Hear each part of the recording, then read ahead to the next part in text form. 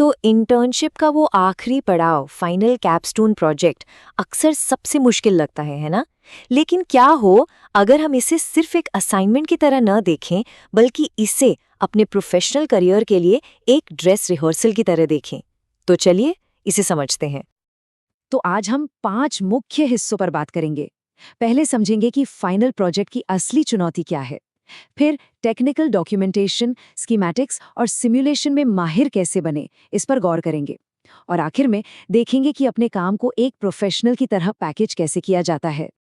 तो सबसे पहले बात करते हैं असल चुनौती की। देखिए, फाइनल प्रोजेक्ट एक बहुत बड़ी बाधा जैसा लग सकता है, लेकिन असली काम सिर्फ इसे पूरा करना नहीं है।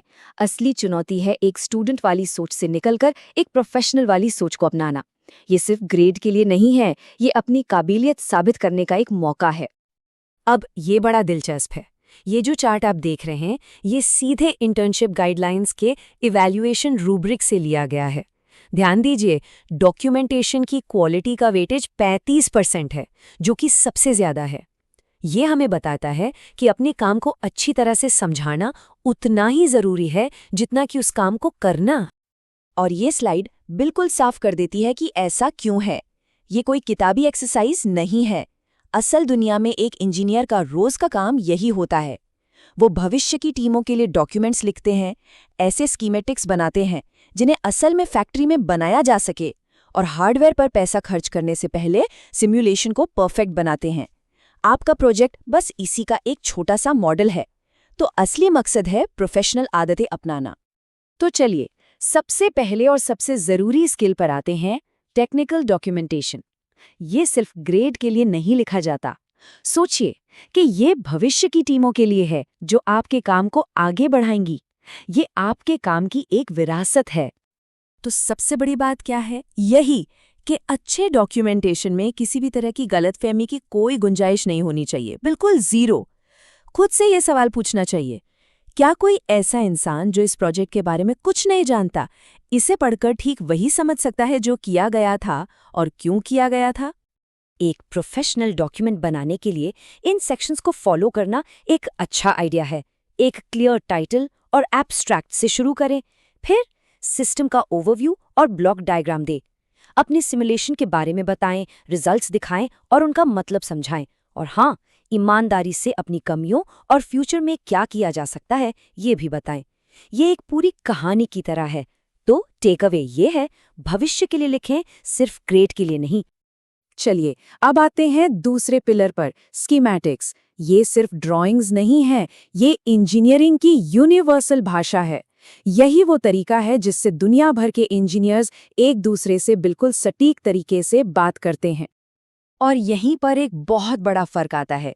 देखिए, एक स्टूडेंट का स्कीमेटिक शायद काम कर जाए, लेकिन एक प्रोफेशनल का स्कीमेटिक वो मैन्युफैक्चरिंग के लिए तैयार होता है। इसका मतलब है कि वो साफ सुथरा है, लॉजिकल है और उस पर वो सारी जानकारी मौजूद है जिसकी एक मैन्युफैक्चरर को जरूरत पड़ेगी। तो सवाल ये है कि ऐसा कैसे करें? कुछ सिंपल रूल्स हैं। आईईसी यानी इंटरनेशनल इलेक्ट्रोटेक्निकल कमीशन जैसे स्टैंडर्ड सिंबल्स का इस्तेमाल करें।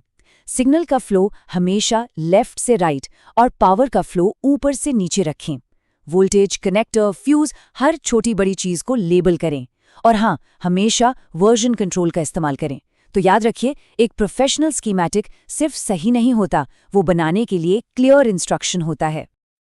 अच्छा, तो अब आता है हमारा तीसरा मुख्य कौशल, सिमुलेशन। जब आपके पास एक साफ सुथरा स्कीमैटिक हो, तो अगला कदम ये साबित करना है कि डिजाइन काम करता है। सिमुलेशन का मकसद ही यही है कि असल दुनिया में महंगी गलतियां करने से पहले वर्चुअल दुनिया में गलतियां कर ली जाए और उन्हें सुधार लिया जाए।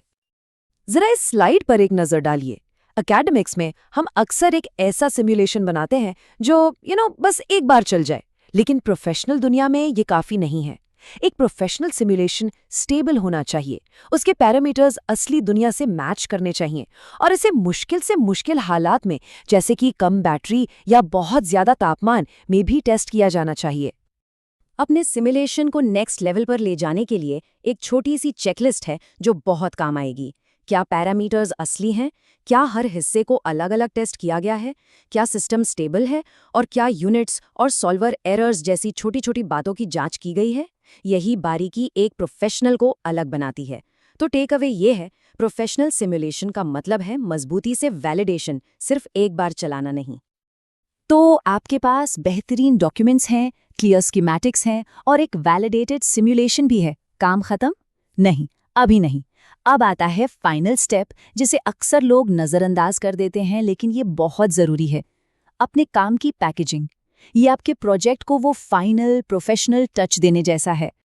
ये बात बहुत गहरी है। जब कोई मैनेजर या टीम का साथी एक साफ सुथरा लॉजिकल फोल्डर स्ट्रक्चर देखता है, तो उसे सिर्फ ऑर्गेनाइज्ड फाइलें नहीं दिखती, उसे एक ऑर्गेनाइज्ड दिमाग वाला इंसान दिखता है।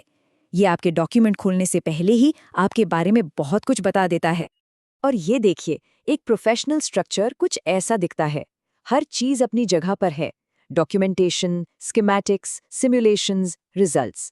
ये इतना आसान है कि कोई भी इस फोल्डर को खोलकर तुरंत समझ सकता है कि प्रोजेक्ट में क्या है और कहाँ है। तो यहाँ की मुख्य सीख ये है, आप अपने काम को कैसे ऑर्गेनाइज करते हैं, ये सीधे तौर पर आपकी प्रोफेशनलिज्म को दिखाता है। तो चलिए, इन सारी बातों को समेटते हैं। ये स्किल्स सिर्फ एक प्रोजेक्ट पास करने के लिए नहीं है, ये आपकी प्रोफेशनल रेप्यूटेशन बनाने के लिए है, और इसकी शुरुआत इंटर्नशिप के पहले दिन से ही हो जाती है। तो ये है हमारे की टेकअवेज। देखिए, क्लियर डॉक्यूमेंटेशन का मतलब है कि टीम आपके काम को आगे बढ़ा सकती है। अच्छे स्कीमेटिक्स से मैन्युफैक्चरिंग की महंगी गलतियां बचती हैं। वैलिडेटेड सिमुलेशन से प्रोटोटाइपिंग से पहले ही पैसा और समय बचता है। और ऑर्गेनाइज्ड फाइलें, वो आपकी प्रोफेशनलिज्म दिखाती हैं। ये सिर्फ एकेडमिक ज़रूरतें नहीं हैं, ये असल दुनिया की इंजीनियरिंग की नींव हैं। और मैं इस चर्चा को एक आखिरी सवाल के साथ खत्म करना चाहूंगा।